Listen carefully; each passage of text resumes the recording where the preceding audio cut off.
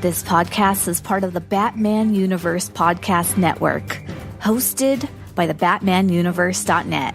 Check out everything related to Batman and the entire Bat family at the BatmanUniverse.net, including news and original content related to comics, movies, television, merchandise, video games, and more.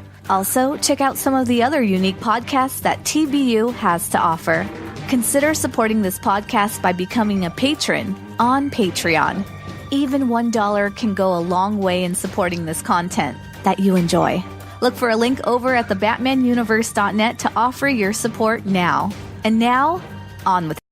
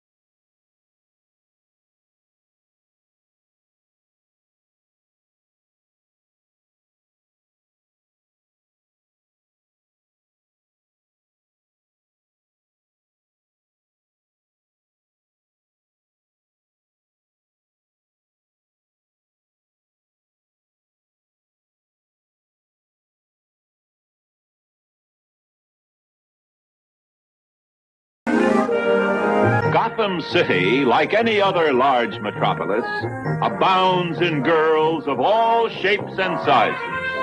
Debutantes, nurses, stenographers, and librarians. Gotham City Library, Miss Gordon speaking. Lopez hair removal. This is Jose. Holy transformation. 1 minute, plain Barbara Gordon, librarian and Commissioner Gordon's daughter. And the next minute, something new has been added. Batgirl, modeled after her idol, Batman. Holy apparition! No, Boy Wonder, I'm Batgirl. You are no longer alone, Caped Crusaders. It took me 3 years to track down the Jade Gato, and 3 more to figure out how to steal it. Funny, it only took me 10 minutes to figure out how to snatch it back. No matter how you do.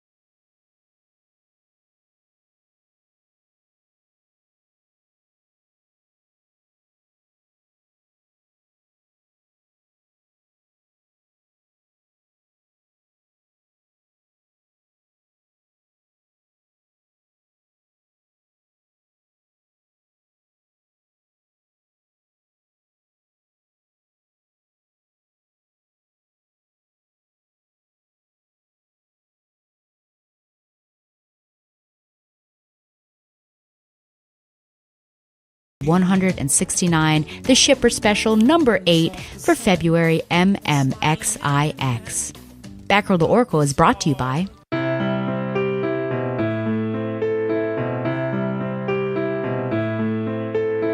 Born and raised to make a kill, she was not given her own will. Her first hit left her feeling only disdain.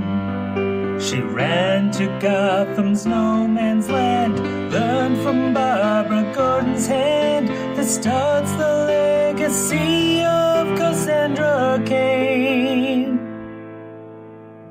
Rising from the devastation of no man's land, a new warrior joined the Bat family. Daughter of David Cain and Lady Shiva, trained from birth to be the ultimate killer, but choosing instead to save lives. She's been Batgirl, Black Bat, and Orphan. She is Cassandra Cain. Join Mike Staley as he goes through every appearance of one of DC's most underrated characters in Silent Night, the Cassandra Cain podcast. On iTunes, Google Play, Spotify, and at silentnight.podomatic.com. Batgirl the Oracle is also brought to you by MileHighComics.com, your new and collectible comic book store. Mile High Comics has an inventory of over 5 million comics from the gold, silver, bronze, and modern age, and over 100,000 trade paperbacks. If you're not into the vintage stock, Mile High Comics also has a subscription service called the New Issue Comics Express, offering a discounted price for comics ready to hit the shelves. So if you're looking for vintage back issues or a great modern subscription service, be sure to check out MileHighComics.com. I love shippers. Let me tell you about shippers. Get over your own shipping bullshit. Let me tell you about shippers. Get over your own shipping bullshit. Shipper. I love shippers. Shippers. Shippers. Let me tell you about shippers. Stop talking about that. Shipper. Shippers. I love shippers. Dick and Babs. Dick and Babs. Batman and Catwoman. There we go. For the shippers, Batman's married to the Joker. There better not be Damian said Stephanie shippers. I'll kill them. Dick and Babs. Well, this particular comic took me years to find, and is also one of the most expensive comics that I own.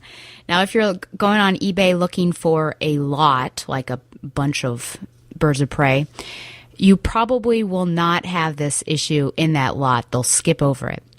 On MileHighComics.com, you can get a fair copy for $15, but if you want a near mint copy, you're going to be shelling out $213. I did not pay that, but just to give you a sense.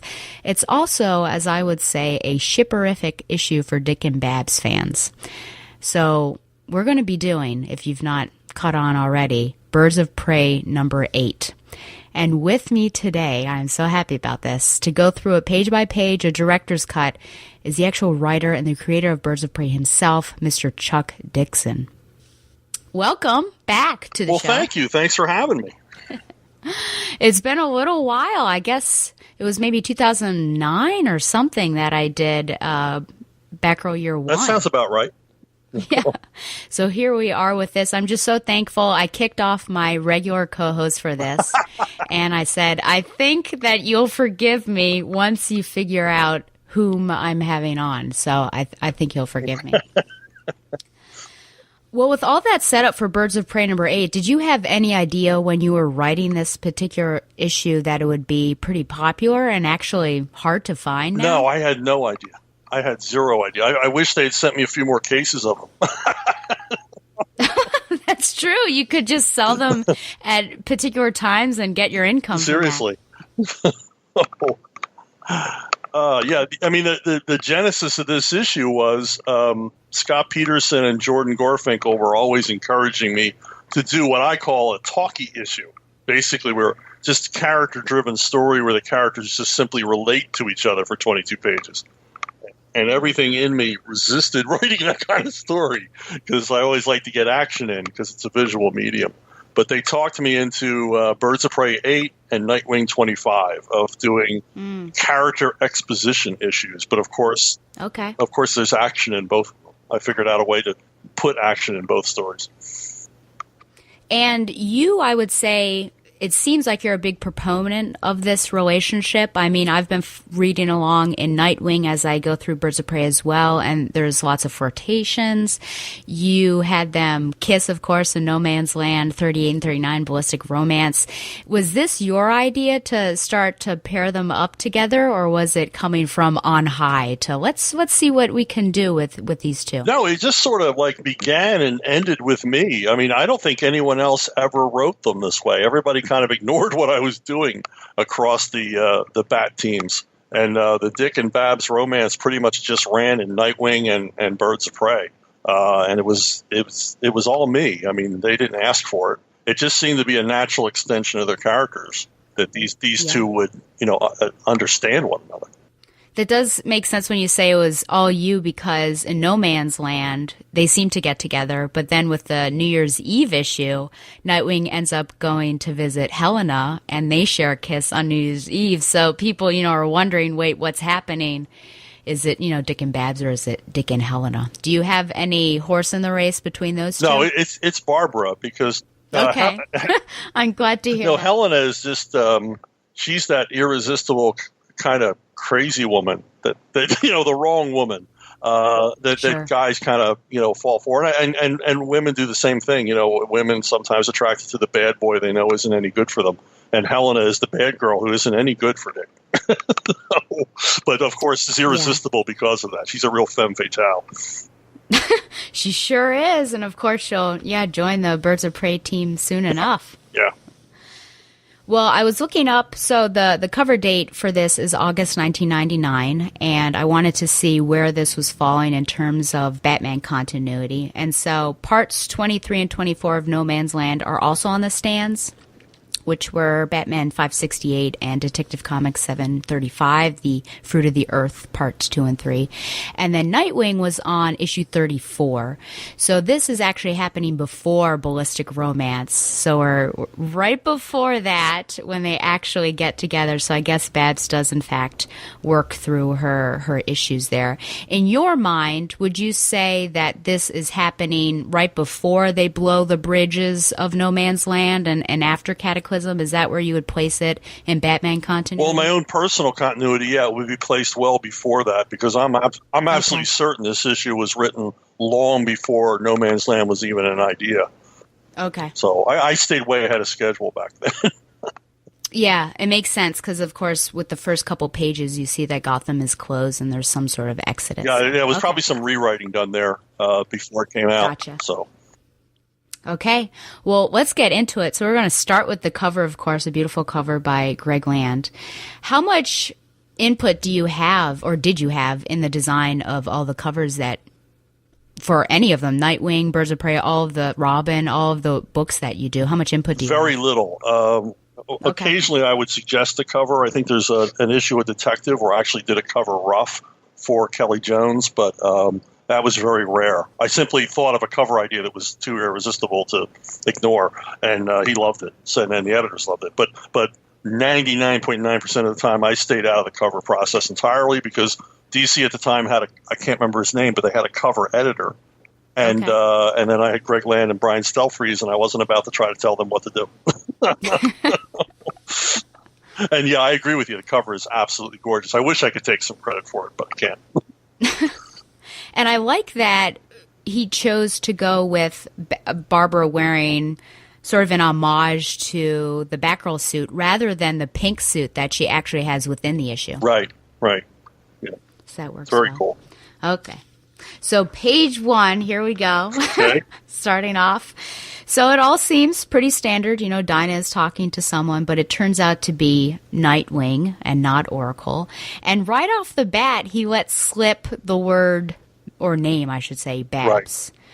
And of course, Dinah jumps right in on that. And, Dinah, since the beginning, since your miniseries, has been pretty curious about wondering who's on the end of the line, but she hasn't looked into it lately.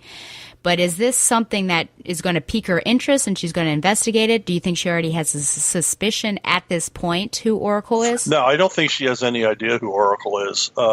And this is really, I think, one of the early indications that Oracle might be, that I've made it clear to the readers that she knows she's speaking to a woman.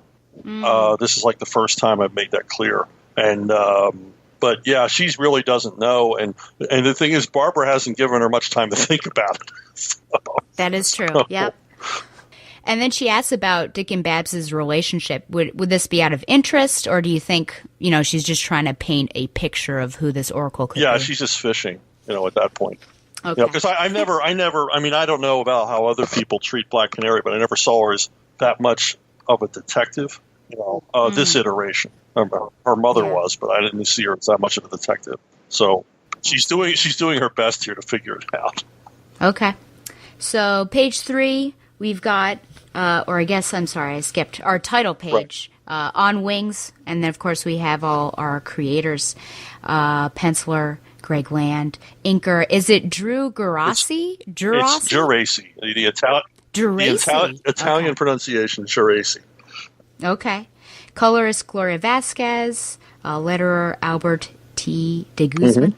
Separator, Digital Chameleon. Joseph Illage, of course, as the associate editor, and then Jordan B. Gorfinkel as the editor.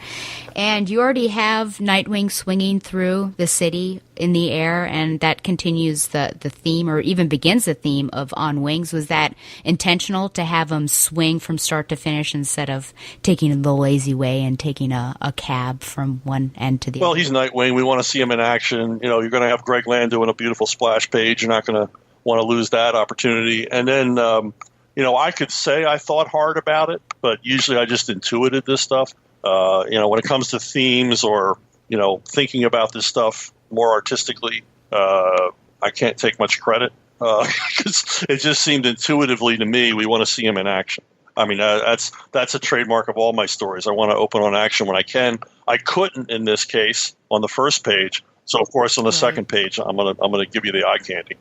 So yeah, that is that. Thank you for bringing that up, because I always notice that about Birds of Prey, how they're like in the midst of a mission, and it might not even be the main mission of the arc, but you've got something. It's almost like a James Bond-esque thing where there's always like a mini mission before James Bond gets his actual thing that'll carry us throughout the whole movie. Yeah, it's the cold opening, and I was always told act as if every comic is someone's first comic. So I always opened on action that would. Not just action for action's sake, but action that would intrigue the reader and engage them early on. And maybe it didn't have anything to do with the rest of the story, as you said, but at least it got you in there and you understood the characters by page 3 or 4. On page 3, at the bottom panel, there is just there's that physical altercation, and I just wonder if Nightwing doesn't notice it or he chooses to ignore it in order to get to his date. It's just background stuff. I don't think he saw. Think he saw it. I mean, Nightwing wouldn't just go by a guy beating another guy up. So, and the story's pretty obvious here. We got a rear end fender bender, and tempers are short in Gotham at the moment. Absolutely. So you mentioned that this is going to be a character study, more or less, and there's going to be more talking, and we have many narration boxes. What made you decide to use the point of view of Nightwing rather than Barbara in this issue? Because everything in the issue was going to be a surprise to Barbara, so kind of had to tell it from Nightwing's point of view, so that even though a lot of the reader is also surprised because they don't know what he's doing, it kind of seems like Nightwing's issue. And because he's the guy doing all of the, gallant things that he does and romantic things. So he's kind of the instigator here. So it just made sense. Again, intuitively. It's not like I sat and thought about this for weeks. Intuitively, It just seemed like the best idea was to show it from his point of view. He's the one doing the courting. So yeah. And I like how even though the cover shows obviously it's going to be a Dick and Babs issue, that you do hide it a little bit. He's just using pronouns really. But then when you have on the bottom of 4 and you see the wheelchair from that perspective to him, you start to get a hint. So you don't reveal her right away, which I really like. There's a bit of a mystery in it. But, any person who saw the cover obviously knows who it is. But I like how you do it. Once again, I don't know what's going to be on the cover. So... Oh, that's true. Yeah. So you just went in with that thinking that we're just doing it a little bit at a time until there's the big reveal of who this woman is. Yeah, that's true. I mean, I'm kind of like, as a writer, kind of immature when I do the comic scripts because I won't even reveal to the artist who a character is they're talking about or whatever until they actually appear in the story. I treat the artist as if he's the reader. So I probably, I'm sure at the script at the beginning of this, I didn't make it clear he was going to meet Barbara. Mm-hmm. So even he would be surprised when he read the script, because that's how much of a showman I insist on being. It's kind of silly, but there it is. Yeah. On page 5 now, I like how at the beginning you can just see how they share the same language. All he has to say is that this place has roof access, and she drops everything. And of course, this would make sense that you go here a lot because you can change pretty easily. But then we get to the next panel, how suspicious she is when Dick says, it's just a date, but of course she doesn't know this right away. You've been giving them some flirtatious dialogue in your Nightwing book. So why do you think that she's okay flirting on the air, but when it's in person, like she's pretty timid? And this will be a theme throughout as well, as we see towards the end. But why here is she so uncomfortable with the maybe it's a date? Well, you've got the physical presence, of this person that she's known for a long time, but now senses there's a change in their relationship because of the way he's acting. And also, in a darker sense, and again, I intuit all this, and I expect the reader to as well, the darker sense that when she is only a voice, she feels she's a complete person. In person, you see that she's confined to a wheelchair, and she feels somewhat reduced and more defensive. So there's that. So that's the aspect that I brought to this. One of my favorite things that you do actually is in the bottom panel, and I would say it's like a misdirection, because it seems like there's some sort of threat, and then you turn the page and it's not at all a threat. I think the last time we saw this was Dinah. Babs, I think, had given her a computer, and she's like saying, not that, but you can't see what it is, and then the next page you have it. So, I just like the humor that you bring. I think it naturally fits the characters. But do you think it's the characters? Did you think that they were already humorous, or is it the book that sort of molded them to be more humorous and sarcastic at times? Yeah, I can't resist putting humor in a story because, there's so much humor in life, not comedy, but humor. Because humor grows out of the situation, out of the characters, and I simply can't resist going there. And also, this was such a golden opportunity for a great segue, and also a great page turn panel. Because you can't read that last panel and not want to see what's going to happen next. Right, yeah. So it was just a golden opportunity for a lot of different things. In my mind, every scene that I write has to serve two purposes, and here. There's humor, and also it shows the growing relationship, and then we end with a surprise or a potential surprise. Yeah, and it works out with my printing anyways. I have to turn the page, so it's not a side-by-side. So you really are in suspense of, oh my goodness, what's happening? And then you turn the page physically, and you have the actual gag, which of course is a clown with a bomb that doesn't quite work. But these two pages I just really like because of how, I think, free and, laughing Barbara is and showing joy, whereas she's generally, I would call her a curmudgeon. She's not always a curmudgeon, but she is more serious, I think, as Oracle than she has been as Batgirl. But the line that Dick says, he says it was good to see Barbara laugh, and he talks about her laugh again later. Is that something that you feel he doesn't see often, or does he just like to see her express joy as much as possible? What is your take on, her personality, I guess? I think he wants to restore her to the Barbara he knew before, and see that Barbara again, and see her happy again. I mean, it's just a natural inclination for him. He misses that Barbara. So in this story, he's doing as much as he can to remind her of who she was. I sound so highfalutin when I say this stuff, but but like I say, it's all intuitive. It's not like I'm a genius and I figured all this out. I mean, like you, I've known these characters all my life practically, and so a chance to write them and think this much about them was a blessing. And so I just did what felt natural. Do you feel like Barbara now, in this right now, is more morose and, I don't know, stoic might not be the word, but, compared to Batgirl, and she was not necessarily bubbly, but more optimistic in things. Would you say there's a difference between Barbara as Batgirl and Barbara as Oracle? Yeah. There's a bitterness that she works really hard to hide, and most of the time does hide. But there's a bitterness, and it's a traumatic, horrible. I mean, it's a horrible, traumatic experience that horrified readers as well as the characters. I mean, right. I was appalled at Killing Joke, and a lot of what I write it grows out of that.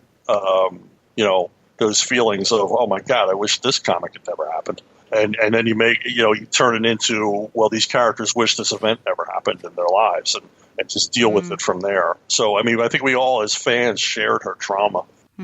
Absolutely. Yep. Page 7. Now, no offense to the writing, of course, because I love it, but you could almost do away with the words and you almost get a sense of everything that's going on in these images and just, them looking at each other and having a fun time, which I very much like. One thing that's interesting is this random kid popping out of Dick's head. Do you see that in the middle panel on page 7? See, my pages here aren't numbered. I'm looking at the trade. It is. Oh, okay. So it's on the. It's after the clown carrying the bomb. So it's the next one with the. Oh yeah. I see that now. So there's just one random other audience member, and it happens to be a kid, and it just looks like it's popping out of. Yeah, it's a little bit of a tangent. Yeah, I didn't even notice that. I thought that was really funny. Okay, well, in the next page, now we get to some serious stuff, which we'll talk about a little bit, multiple times, I would say. So something that I was thinking about as I was reading the previous 2 pictures, of course, or pages, is that, my goodness, these are clowns. Is there no association for Barbara and the Joker? And she actually brings it up. And she jokes with Dick about this, but is it also possible that the joke is partly true? Well, it works because it is true, but she's taken an opportunity to, for a gotcha moment to make him feel uncomfortable. Like is she being serious? I don't know. Is she being serious or mock serious here? Did she lighten up when she realized how hard he took it, or did she mean for him to take it that hard just to get him one in the ribs? I don't know. but character-wise, it works perfectly. So maybe the giveaway is that 4th panel where Greg, draws her as she looks honestly pleased. So right, that she got, yeah. Absolutely, yes. And it's hard to tell because going from the different panels. I mean, the one above the gotcha panel, she really does look disgusted that he couldn't have thought about this. Right. But, yeah. So she's a good jokester. Yeah. I mean, that's what happens. I mean, no one would do this on a first date, but they've known each other so long. There's this propinquity going on here. So. Absolutely. So it's not the first. Well, it's the first time in this issue. It won't be the last time where she almost talks about being over it and having moved on. I think is the words she uses later on. Do you believe that this is true? No. Okay. Who could move on from that? I mean, she's reminded every day that it happened. Yeah. I mean, you don't. People say you move. Well, you have to move on. You have to cope. You don't. You just learn to live with it, and it changes your life forever. And you've got to live your life with that in the past, and just there's no real, dealing with it is such a cheap phrase, but you just have to learn to live with it. It's like the loss of a loved one. You've got to go on, and and eventually you get to the point where you still feel the loss, but you remember the good times more than the bad. I mean, I read recently about some current veterans, combat veterans. And some of them talk about post-traumatic success instead of post-traumatic stress, where they feel that the trauma they went through made them a better person, built them into a better person. So we've got combat vets here in this comic, 4-color combat vets, and she's dealing with it like a warrior would, putting it behind her and trying to make as best a life as she can and productive a life as she can post, this horrible trauma that happened to her.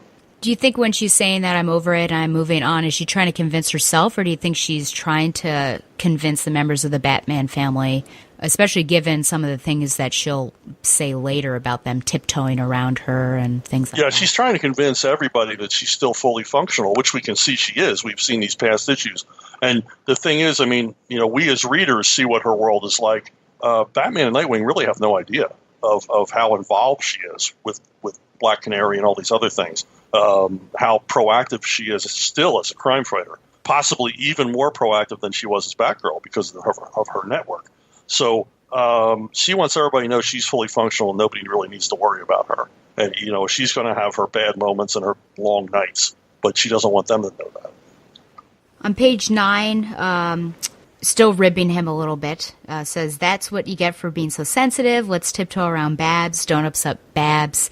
Is there a bit of commentary here on Barbara's relationship with the Batman family and maybe especially Batman post the Killing Joke? Yeah, absolutely. I mean, she's, post-Killing Joke, well, I wouldn't say post-Killing Joke, but in the stuff I wrote, she has a sort of, I don't know, she rejects the parent-child relationship of Batman to his sidekicks. She feels she's fully formed now. She's a crime fighter in her own right, and she doesn't want any special treatment from him. She doesn't want any parental concern from Batman. She rejects it. And in past writing and writing after this, she's actually somewhat bitter about it. She doesn't want him constantly in her life, or to him feel that he has access to her life just because he cares about her. It's a real her and Batman. When in the way that I approached it, probably the most complicated relationship in the Batman family. So actually, this is good that I have you on there, because when I read in your run, especially like leading up to this, whenever there's an interaction between them, it's cold. I feel. I don't know. Some people, they say that I'm like reading into it, but I just feel like it's not friendly. I think it gets better in No Man's Land because of how much he comes to rely on her. But it just seems like it's an uncomfortable relationship right now, and they're sort of learning to get their feet back in it. Is that how you intended to write it, or am I reading too much? No, you're not reading too much into it. To me, every time they meet, it's a pissing match because he's Batman, and Batman always gets the last word. Well, she's not having that. She's not letting him have the last word every time. And she's not letting him get away with platitudes or instructions or whatever. He doesn't get to leave the room unseen like he does with her dad. Right, he's got to stay and explain himself. And that's the way I wrote it. Yeah, there is a coldness and a sort of a competition and a rivalry, and also her trying her damnedest to prove herself, which she has already done to the readers. You read the stories, you're like, she's still a badass. Right. She doesn't have to prove herself to Batman, but Batman doesn't know that, and she doesn't know. She has no idea what he really thinks of her. And I think that to himself, he thinks she's an amazing woman, but he's never going to tell her that. Right. Yeah, he does have trouble talking about his feelings. I think. Well, also he's had trouble giving out compliments because he thinks. Bruce's mind. If I compliment them today, tomorrow they won't be as careful and they'll get killed. So. Yeah, very true.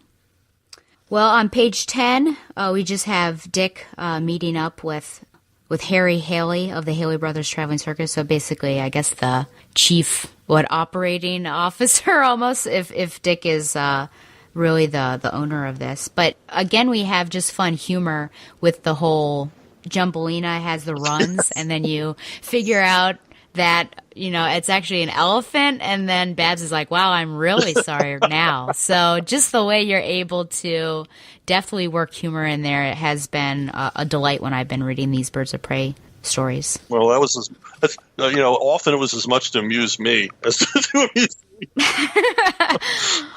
Yeah, well, at least your artist didn't have to draw John. No, I would never ask that of Greg. So pages 11 and 12 are, I would say, pretty big pages because we get into some emotions here and obviously past history on both sides. So on the left side, you've got Dick Grayson and his history, his tragic history, and then Barbara Gordon and her, I would say, more recent tragic history. Right. Let's see here. Do you think, so there's this interest at the very bottom of the left-hand page. She says, I guess that's the difference when he's talking about him being at peace with his demons and that the circus is a way to keep alive his parents' memories. And so he asks between you and me, and then she says, and Bruce. And so there are a couple ways that potentially you could take this. Is it that Babs and Dick are on one side and Bruce is on the other, or would you say Dick is on one side and Barbara and Bruce have more in common in this particular tragedy scenario?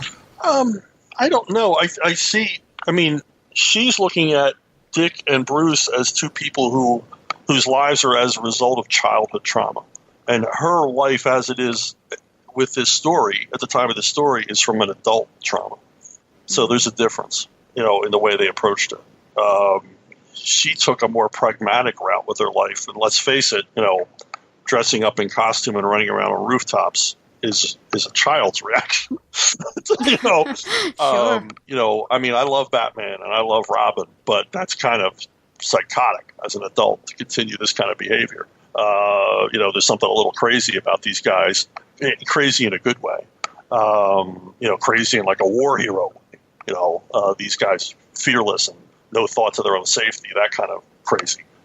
And Barbara is like, as an adult, has herself been injured and almost killed and humiliated and all the rest. So her reaction is entirely different. So she's seeing Dick and Bruce on the other side of the equation. Gotcha. Okay. Do you foresee Barbara ever just stopping, putting it aside, and retiring for real? Do you think that that's in her character DNA? No. The only character in this group that I've ever written that I felt that way about was Tim Drake. That Tim Drake would eventually stop being Robin. This was like something he did when he was a teenager and would stop. Barbara, no. She's dedicated. She's a warrior. She's as much dedicated as Bruce and Dick are to fighting crime in Gotham. On Barbara's page, which I absolutely love, you've got many images. Of course, you've got a fierce face as she's going through. You've got, actually, my favorite outfit is the gray and blue with Killer Moth, my favorite D-list villain. And then you have, right before she opens the door, Killing Joke, and then, of course, her in the hospital bed. Right. Can you go through what made you want to choose these particular images, and especially with the Killing Joke? Because oftentimes writers and artists will choose like the shot, or you'll see, the Joker in his Hawaiian shirt.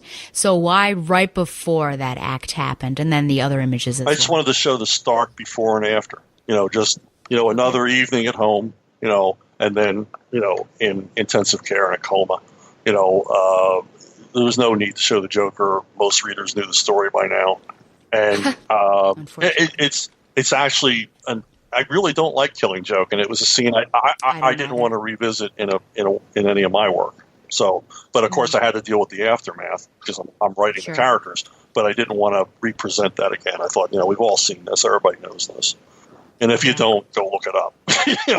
But not here. Yeah. But, and then I was pleased to throw Killer Moth in because I always love throwing Killer Moth in. How does he rank for you in terms of Batman villains? He's awful.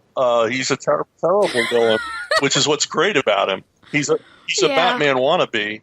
He wants to be the Batman of the criminal class and fails at every turn. And I love those kind of characters where he can't get out of his own way. And just the fact that he keeps coming back. You got to admire a guy who's that much of a loser but keeps coming back. Oh, man. Yes. And you got to deal with him, in your own Batgirl Year One. So that must have been that was, like a kid in a that was fun because teaming him with Firefly, which was a natural team, and then teaming him with Firefly actually made him dangerous for the first time. So, absolutely. Yep. And it's a breath of fresh air that you didn't show the, I guess, cliched shots of her being shot or the Joker.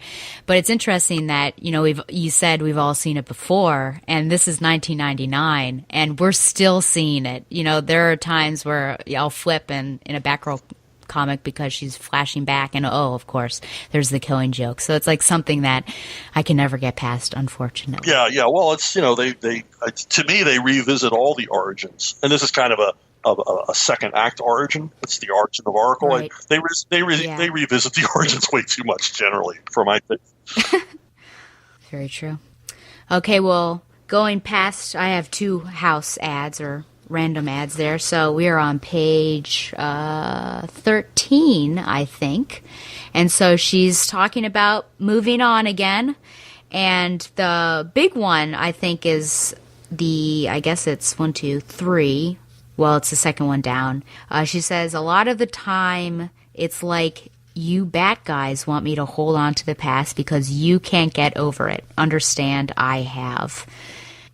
This is I mean, does this include all members, do you think, of the Bat family? Have they all been treating her with kid gloves? Or do you think, again, is it just focused on Batman? I think it's Batman and partly Dick because he knew her before.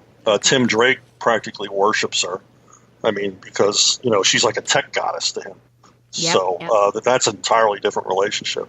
So there's some question that I want to ask, but I can't pull it to the forefront. But it very much is almost in a sense that, I don't know, is it just because, she's a woman and this thing happened, she feels like these other people can't look at her and think that she can move on, but she's stronger than that? Is she still in this perpetual you're a girl sort of phase and being underestimated, or is it something more? I never really wanted to deal with that because I don't think that's, she knows she's capable. They know she's capable. It's got nothing to do with whether she's a woman or not.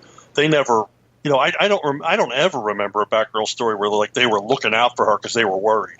They always seemed to understand, in fact, I think I've written that scene a few times. How did you know you were okay? Well, you were with me, or you had my back. And I know I've had Batman say that to her. I knew you'd take care of that. So I didn't want to get into that kind of thing where, portray Batman and Robin and Nightwing as any kind of chauvinists. Because I never saw them as that. Yeah. She talks about her favorite moment, which is just that moment before the slack happens after she's jumped off a building with her rope in hand. And there's just that moment where she's on wings. What went through, how many iterations did you have? Did you have to sit down and think about what would her favorite moment be? How'd you get into the mindset of Barbara Gordon for this? I just think that's, to be frank, I don't know what my mind was doing at the time, but I just know I know how my mind works. I was probably remembering back to early Spider-Man comics when I was a kid. Okay. And when Spider-Man would leap off the roof, and they do that so well in the movies. He leaps off the roof, and the web is going, and then when it snaps, and it's got that sort of decelerization for him. I think way too much about this stuff, but that's got to be a great feeling. I'm not falling anymore. I'm close to flying because I'm on the end of my own line. And this is a unique experience to me. And in the comics, he would be celebratory, and I love it in the movies where they have woohoo, that's because it's got to be an awesome moment. And that always kind of sticks with me because, the Batman characters as well, they're leaping off with their D-cell cores in hand and they're in free fall, and then all of a sudden the line goes taut and it mimics flying. And I just, again, intuitive, just seemed like that would be the moment you would miss. It wouldn't be fighting in alleys or anything. That's true, yeah. Though she did mention later on the next page that, and handing a serious butt whacking to a guy twice on the size, which, of course, that does make sense. With the, jumping off and waiting for that slack to hit, when I was reading it this time, I couldn't help but think back to Batgirl Year One, where she tries to do it the first time, and Batman cuts her rope because, he said that it was going to, rip her arms out of her socket, and she's, super upset that he cut her rope, so I thought back to that. Yeah, because in my Batman run, luckily early on in my Batman run, I heard about decelerization cords, and I thought, well, that's what they use to jump. Something that, as you fall, actually slows your descent. And that's what they would do, so you wouldn't rip your arms out of the sockets. Because these aren't super beings, they're just normal human beings. Right. And so, that became part of it. She couldn't do what they did because she didn't have the right equipment. Mm. So on page 14, we see Dick was surprised. He's surprised that that's what she would pick as her favorite moment. In your mind, what was Dick thinking? What do you think he thought her favorite moment? I don't know. I didn't really think that far. I don't think. The justice angle, or dressing up in a costume. I don't know. I don't know. Keeping a secret from her dad. All those years. Oh gosh, yeah. I would be, if that were me though, I'd be more, I think that would make me really nervous rather than excited, like a bad nervous, keeping the secret from my dad. Yeah. But, there's a thrill to that too, I suppose, if you have a certain personality. That's true, yeah. Okay, well, the next page, page 15, we finally get there almost a reflection of the cover, but of course she has a different designed outfit on. Did you do any sort of research to come up with either the design of what she would wear, what a trapeze artist would wear, or how maybe like a paraplegic would potentially do trapeze work, and that her legs would be bound? Did you do what was your research into this? If you I talked a lot to paraplegics about how the wheelchairs work and stuff, and they were very, very excited about this comic, obviously, and how the wheelchairs would work and things like that. And I think in one of those discussions, I talked about this. I'm not sure what the context was. And then I was either told or realized that if she was going to pull this off, her legs, because she had no control over them, would have to be bound together to make this work. So it just went from there. So whether I was told about it or from my discussions figured it out on my own, I'm not sure. But as far as what she's wearing, it just seems like trapeze wear, and then the wristbands, the white wristbands to protect her wrists. So. Right. Yeah. I guess just borrowed it from somebody. I mean, Dick does later say, like, being an owner, that he can do this late night trapeze work as well as probably borrow somebody's clothes. So it all works out. Yeah. Well, in the next page here, just show more motion where they're together and going to make a leap. So a nice little easy leap. But then there's a swift change because she's having fun, but then he leaves her. So we've got a swift emotional change. You kind of quite honestly, you run Babs through the ringer in this issue with all the emotional changes that she has going on. Well, that's what they asked for. Okay. As the character study, yes, that's interesting. But I really like on page 17 where she's talking about, are you trying to scare me? And he said, it's supposed to be fun. And then she looks down. I just think it's a really well choreographed panel where she says, yeah, fun. But really the focus is on that wheelchair. Yeah, because she's thinking, am I capable of this? And then she gets really angry at the bottom of 17. So, I mean, is she scared? Is she upset? Is she now disproving the fact that she's moved on? What sorts of emotions is she going through? Well, they've been sparring intellectually throughout the issue, and now he's demanding something physical of her. And she is unsure. I don't think she's as scared of falling, as scared as she would be of him having to rescue her. That would be even worse than falling. And so he's challenging her in a way she didn't expect. And no one else challenges her. No one else challenges her physically. But he knows she's capable of it because, she works out like a demon. He knows she does. Yeah. So she hasn't lost her physicality even though she's lost the use of her legs. One of my favorite scenes actually that you did to prove that physicality is actually in Nightwing, the Ballistic Romance, where they have to pull themselves up through an elevator shaft, and she's just doing it really easily because she's got all this upper body strength. Yeah. So, she hasn't given up on that aspect of her life.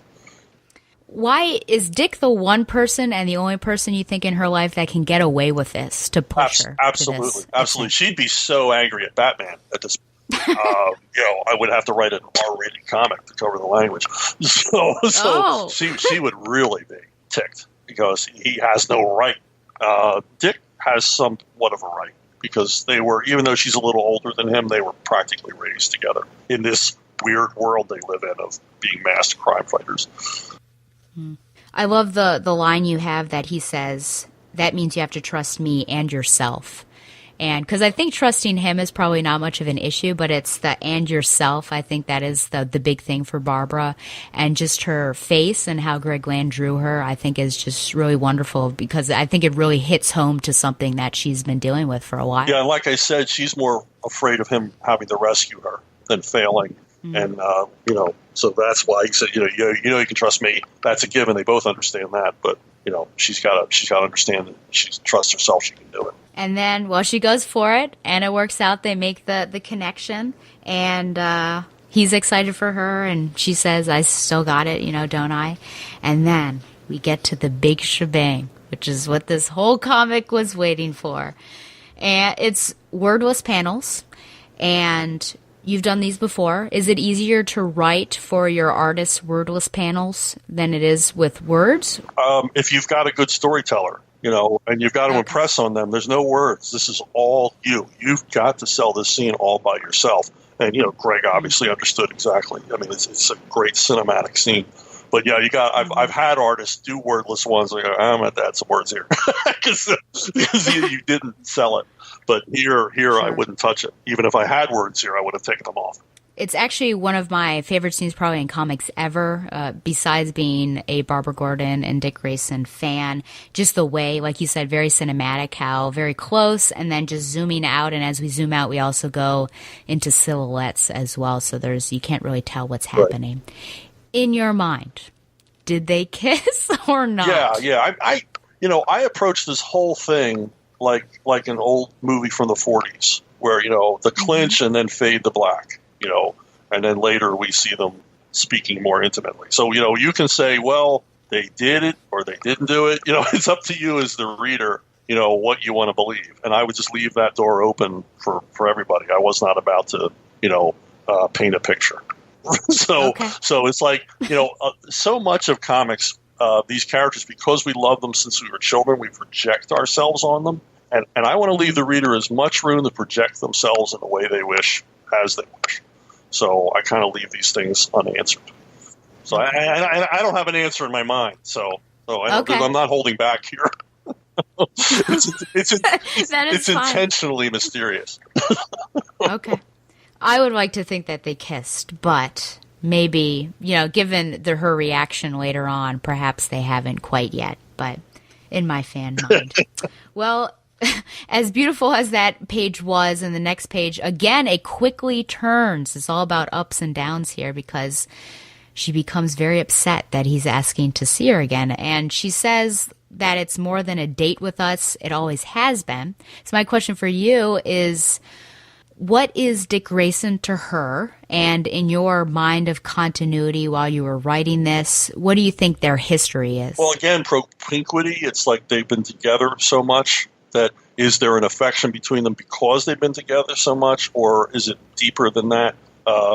He's, early on in the continuity, he's practically a little brother to her. Now it's obviously not. He's a grown man, and that changes the relationship. There's some, that creates a tension between the two. I mean, I like to think that early on, and I think I've written this. He had a crush on her. Obviously, you would. That's just natural. He's around a girl. And he's a guy, he's raging hormones. He's going to have a horrible crush on her. But now it's a lot more than that. There's a real affection between these characters, but can it turn into more? Can it not? And that's the hook. That's what old Hollywood screenwriters called the love rack. Are they going to get together? Are they not? I mean, nobody wants to read a romance story where they get together at the beginning and they're happy for the next 20 pages. You want to read some up and down, and things tear them apart, and things force them back together. So that's all part of the love rack, that scenes like this. What danger does she foresee in getting serious with Dick? Boy, that's a really good question, and I'm sure I thought of it, and I've got to think about it all over again.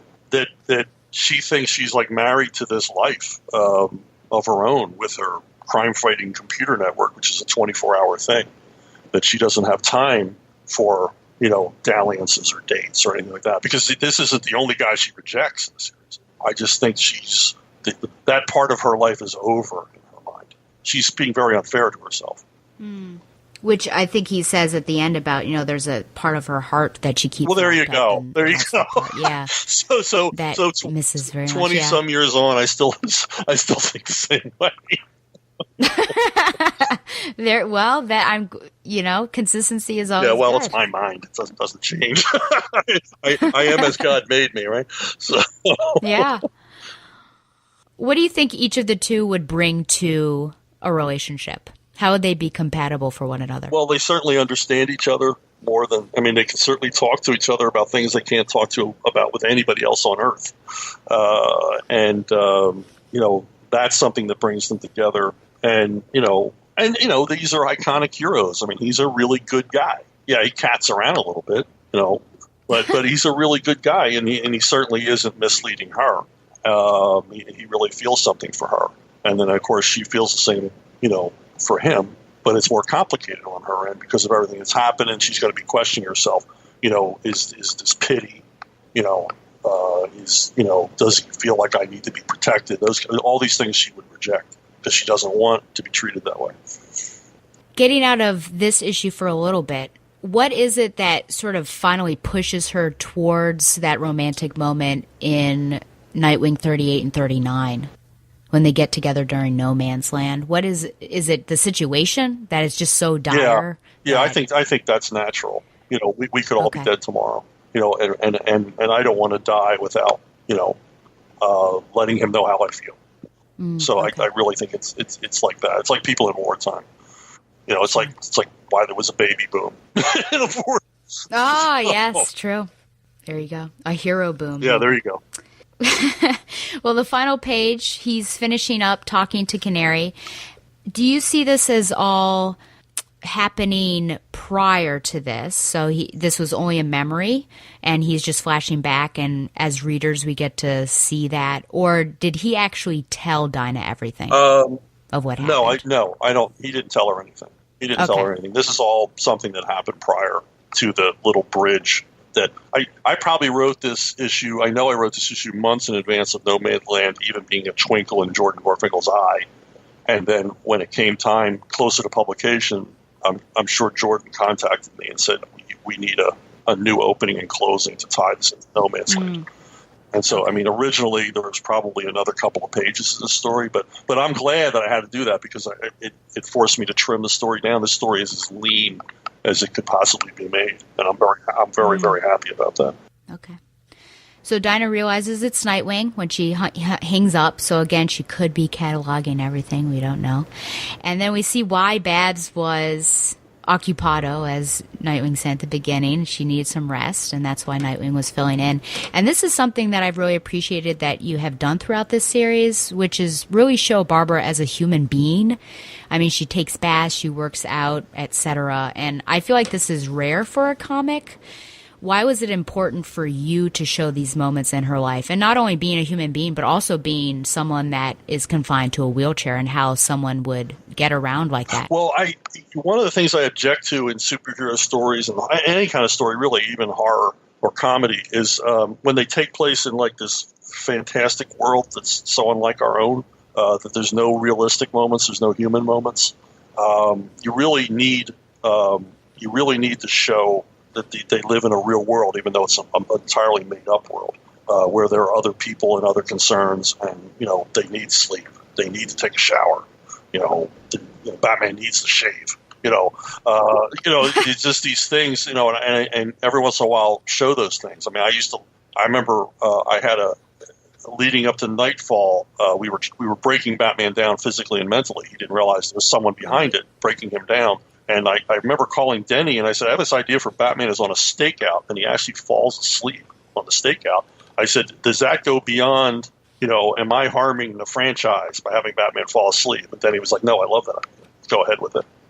So things like that. And then there was another scene where Batman and Robin are on a roof, and there's laundry hanging. And they turn around at a sound that a woman had come up to take her laundry in, pulled down a sheet, saw the two of them, and fainted dead away.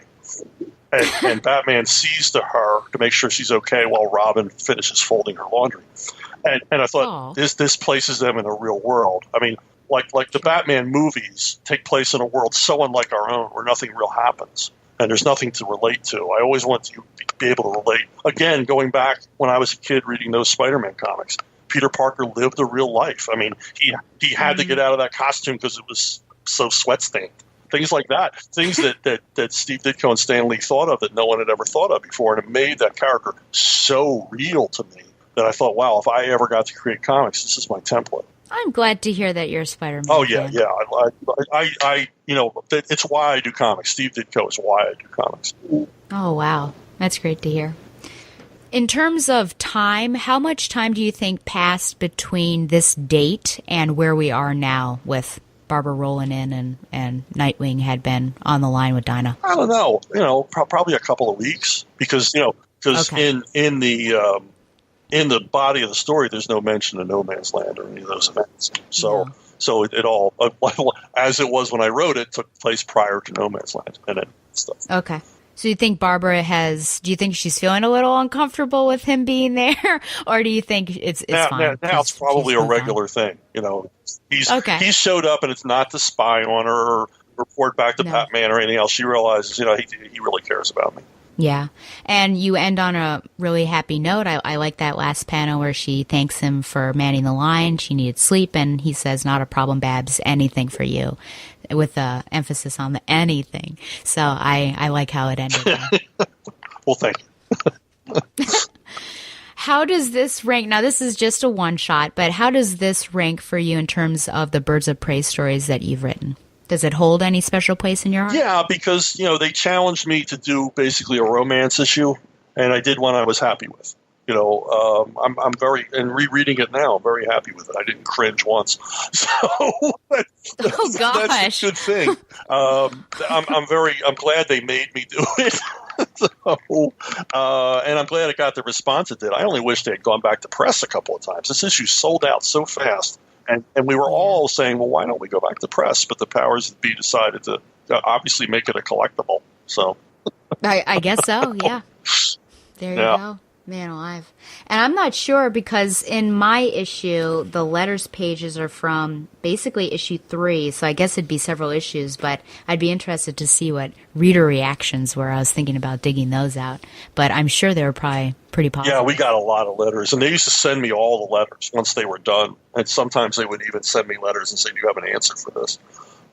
So I read every letter. Honest to God, I did. Back when people sent letters. And we got a lot of letters on this issue. A lot of people got a big response. So, which is ironic because way back when in Batman Family, and I can't remember the issue number, which is bad, when Batgirl wanted to shut Robin up, she kissed him, and then people wrote in letters who were really incensed because of the age gap, and they're like, why would you do this? So it's interesting, just the dichotomy there of how it has changed, continuity wise and time wise. Yeah. I mean, just expectations. It's the shifting mores and the stuff we deal with all the time. It's like, I can't believe what they get away with now. Very true. Very true. Well, were there any last thoughts on this issue? Anything I may have skimmed over that you want to talk about? Any little details, insider information? No, there's no Easter eggs or anything hidden in there that I can think of. Okay. Greg and I collaborated well, but we never talked on the phone very often. So there's nothing there. There was no back and forth there. And I just remember that Jordan and Scott Peterson were very pleased with it when it came in. They really liked the script, and then when the art came, we were all like, "Whoa!" I mean, Greg, fully realized everything that was there in the story, and that's got to happen because I can't do it without him. Right.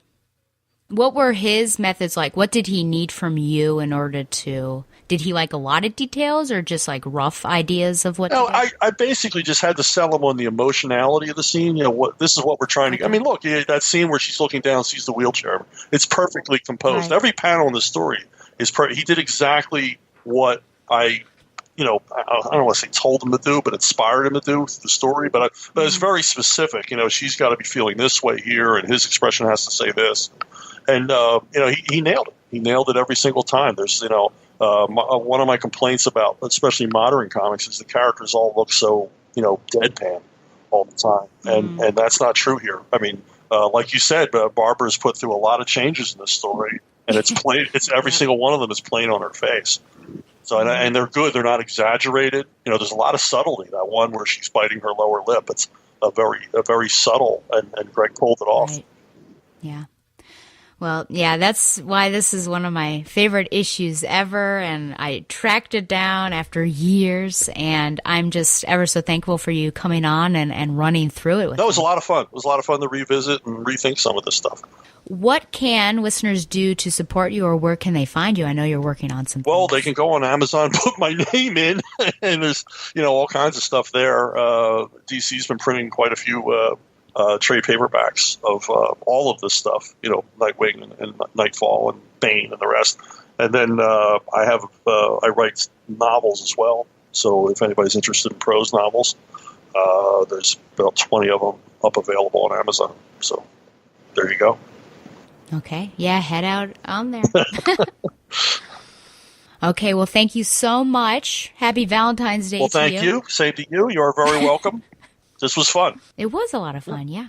Remember, you can send any questions or comments to batgirltheoracle@gmail.com. You can also find the show on Google Play and Stitcher.